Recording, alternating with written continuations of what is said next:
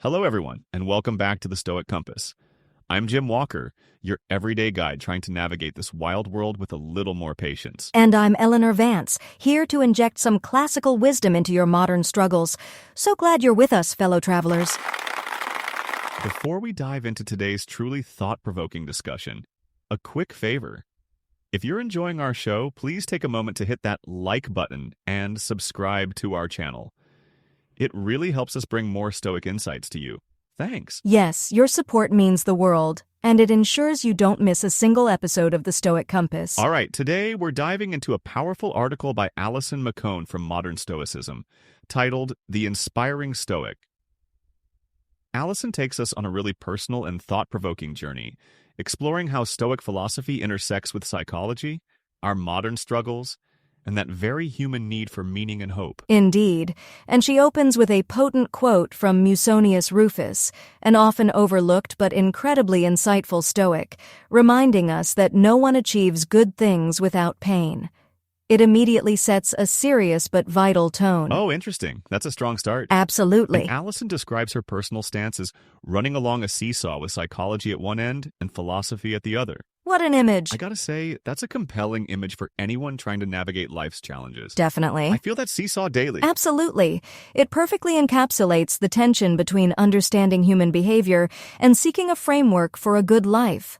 From a Stoic perspective, this isn't just an intellectual exercise, it's about living the philosophy. Exactly.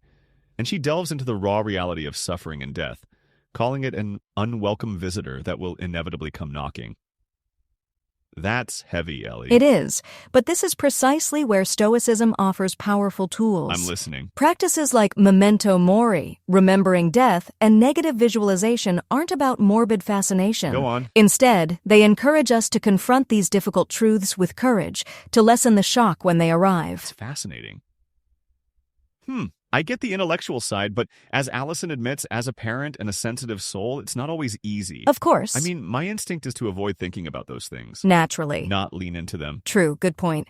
That's the human element. Precisely. Epictetus often spoke about what is within our control and what is not. The classic distinction. While we cannot control the inevitability of suffering or death, we can control our judgments and our preparation for it. There it is. It's about cultivating a resilience that allows us to face these realities without being crushed by them. So it's not about being emotionless, but about being prepared. Exactly. It's an active, rational preparation. I see the difference now. This leads us to role models, which Alison found crucial. Tell me more. She looked to figures like Marcus Aurelius, her own granddad, and Viktor Frankl, Interesting mix. the founder of logotherapy and author of Man's Search for Meaning. It's a powerful trio. Indeed. Especially Frankl, his story is incredible. Absolutely. But Alison candidly shares a moment of disappointment when she learned about some historical inaccuracies in Frankl's account. That's tough. Oof.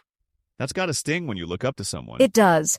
However, rather than diminish his impact, this experience led her to a deeper realization. Which was? That the specific details matter less than the profound message of endurance and finding meaning. That's wise. And that role models, however inspiring, shouldn't be worshipped unconditionally. Absolutely. Well, I'll be darned. That's a profound insight. Isn't it? We're all human after all, even the sages we admire. Of course. It's truly about the principles they embody, not their personal perfection. Exactly. Precisely. Marcus Aurelius himself, in his meditations, was constantly reminding himself to strive for virtue, acknowledging his own imperfections. The ideal Stoic sage is an aspiration, not a common reality. Good point. So, a key Stoic practice that really bridges this gap between philosophy and psychology is journaling. Marcus Aurelius' Meditations is essentially his journal, isn't it? Absolutely.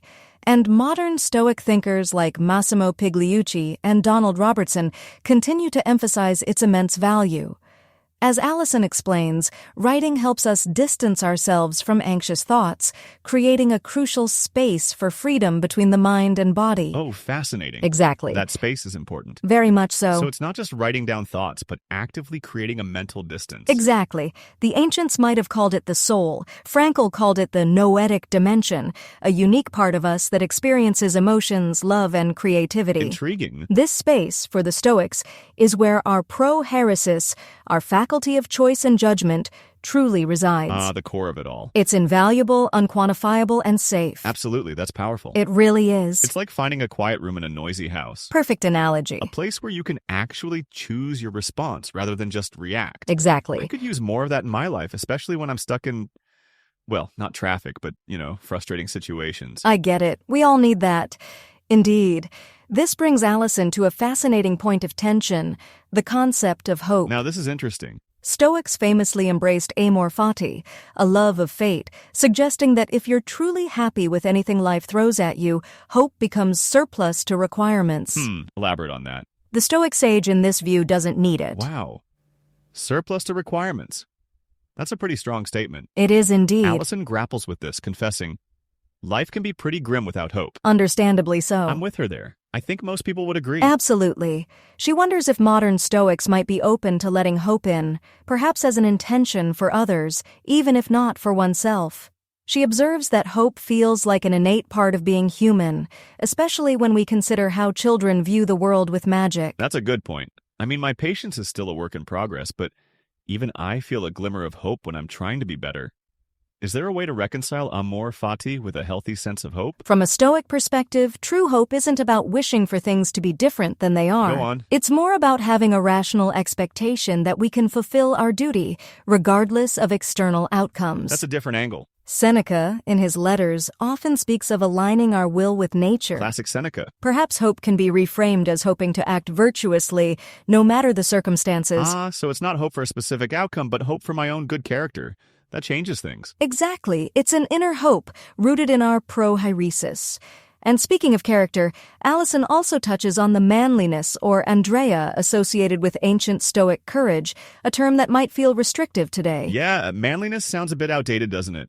Especially in a modern context. True. Yet she aligns with Frankl's view that the human person shouldn't be reduced by gender. That's more like it. Our capacity for reason and moral character is universal, independent of our biological makeup. Much better framing. This aligns perfectly with the Stoic emphasis on reason as our defining human characteristic. Absolutely. It's about our inherent humanity, not outdated gender roles. Ultimately, Allison finds her greatest Stoic inspiration in Epictetus, The master himself. She connects his idea of prohairesis, our freedom to choose our attitude, with Frankl's will to meaning. Beautiful connection. This is where the power truly lies. That's it, isn't it? Our attitude. Precisely. Epictetus reminds us that it's not about what feels good or bad. Exactly. It's about hitting our personal gym and working on our inner character. Great metaphor. Lifting the bar of virtue not for personal gain, but for the benefit of others. Absolutely. Precisely. It's about continuous self-improvement, focusing on what we can control, our judgments, our desires, our aversions, and our actions. The fundamentals. This commitment to virtue, even for the benefit of others, is a cornerstone of Stoic ethics. And this brings us back to zest, a quality that actually increased significantly among participants in Stoic Week. Allison notes that for Stoics, zest isn't goal-driven like hope, but rather an enthusiasm or spirit that spurs them on without needing external rewards. Exactly. Zest in this context is an inner state of being. That's the key difference. It's the joy derived from aligning with virtue, from doing what is right, irrespective of the outcome. Now that's liberating. It's a profound satisfaction that stems from within, from our prohairesis. So it's not about getting a trophy, it's about being genuinely enthusiastic about the process of becoming a better person, even when it's tough. That's it. It's a powerful, self-sustaining motivation. Brilliant insight. Alison McCone's article is a profound reminder that Stoicism isn't about emotionless detachment. Exactly. But about actively cultivating inner strength, reason, and virtue in the face of life's inevitable pains. It encourages us to find our own noetic space, embrace endurance, and cultivate that motivational zest to face whatever comes our way, whether good or bad, pleasure or pain, suffering or death. Indeed, as Epictetus so wisely taught, death and pain are not frightening. It's the fear of pain and death we need to fear. It's our judgment, our perspective, that holds the power. Well, I'll be darned. That's something to really reflect on, isn't it? It certainly is. Instead of fearing the event, fear the fear of the event. Profound wisdom. Powerful stuff. It truly is. So, listeners, we encourage you to reflect on your own noetic space and how you can cultivate that inner zest through virtuous action. Absolutely. Wonderful discussion today. This has been a fantastic discussion. Yeah, truly fantastic. And thank you, Allison McCone, for your inspiring insights. Absolutely. Thank you, Allison. That's it for today's deep dive into The Inspiring Stoic by Alison McCone. If you're looking for more, you can find her article on modern Stoicism. Thanks for listening, everyone. Remember to focus on what you can control, and we'll catch you next time on the Stoic Compass. This podcast is powered by voxcrea.ai, where ideas find their voice.